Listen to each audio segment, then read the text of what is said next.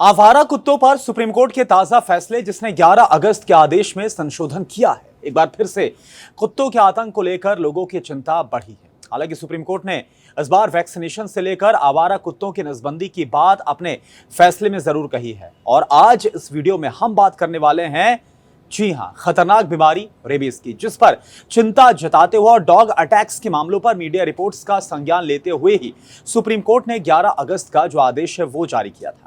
देखिए, रेबीज एक वायरस से होने वाली बीमारी है। विश्व स्वास्थ्य संगठन के मुताबिक इस बीमारी के गंभीर लक्षण दिखने के बाद अधिकतर मामलों में मरीज की मौत हो जाती है। इसलिए शरीर में वायरस के फैलने से पहले ही इसे रोकना बहुत जरूरी है और इसके लिए वैक्सीनेशन किया जाता है। अगर कोई कुत्ता या फिर अन्य कोई संक्रमित जानवर किसी व्यक्ति को काट लेता है तो पहला टीका 24 से 72 घंटे के अंदर लगना बहुत जरूरी है। अगर समय पर वैक्सीनेशन ना हो तो यह बीमारी 100% मामलों में बहुत ही घातक साबित हो जाती है। लेकिन ऐसा क्या है कि गंभीर लक्षण दिखने के बाद मरीज की जान बचाना मुश्किल हो जाता है, ये समझना जरूरी है। इस बारे में एक्सपर्ट से हमने बात की। दरअसल डॉक्टर्स के मुताबिक रेबीज के मामलों में इंक्यूबेशन जो होता है वो कुछ दिन या फिर 3 से 8 सप्ताह का होता है।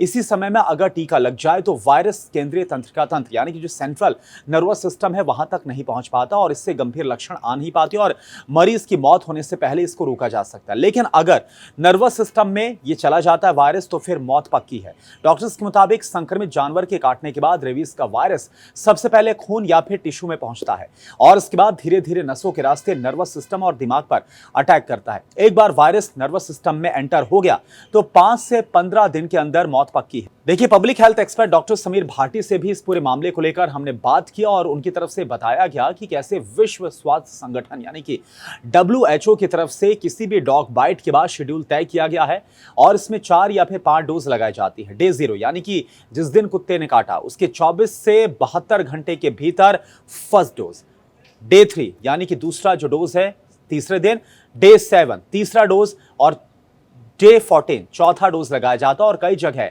डे 28 यानी कि 28वें दिन भी जो डोज है वो लगाया जाता है। यानी कि अगर कभी भी कुत्ता काट जाए तो सुनिश्चित करें कि ये डोज जरूर लगनी है, ना सिर्फ लगनी है बल्कि ये जो शेड्यूल मैंने आपको बताया है इस शेड्यूल के अंदर ही ये डोज लग जाए, क्योंकि अगर इसके शेड्यूल के इधर उधर कहीं पर भी मामला होता है तो फिर वैक्सीनेशन इनइफेक्टिव हो जाता है और वैक्सीनेशन के बाद भी मौत के मामले सामने आ जाते हैं। सेव कर लीजिए, शेयर करना ना भूलें।